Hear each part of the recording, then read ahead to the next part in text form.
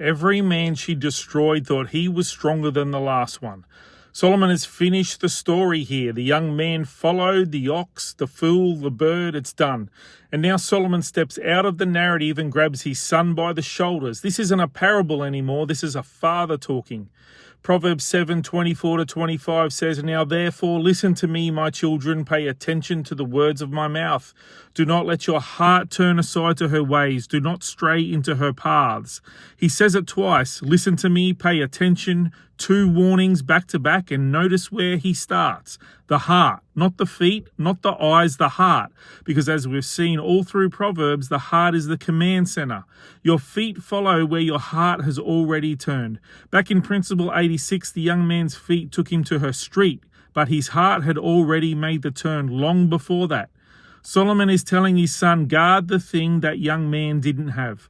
Don't let your heart turn, because once it does, your feet won't be far behind. And then verse 26, for she has cast down many wounded.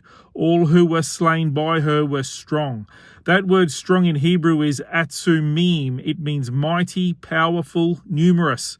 These weren't foolish men. These were capable men, leaders, men with reputations, men who thought they could handle it. And she buried every one of them.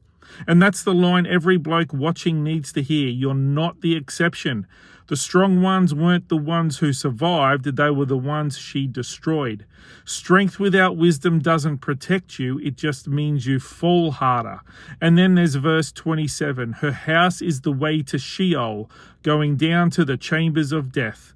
Solomon doesn't say her house leads to Sheol, he says her house is the way to Sheol. You don't get to hell without passing through her door. She's not waiting at the bottom, she's at the entrance, and every man who walks through it thinks he'll be the one who's able to walk back out.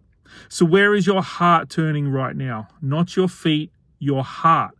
Because Solomon has shown you through this entire chapter that by the time your feet move, it's already too late. Guard the turn before it becomes a step. That's the end of Proverbs 7, and Solomon spent an entire chapter showing you what happens when a man ignores wisdom. In chapter 8, wisdom gets her voice back and she's got something to say. Spiritual principle number 91. Your strength won't make you the exception.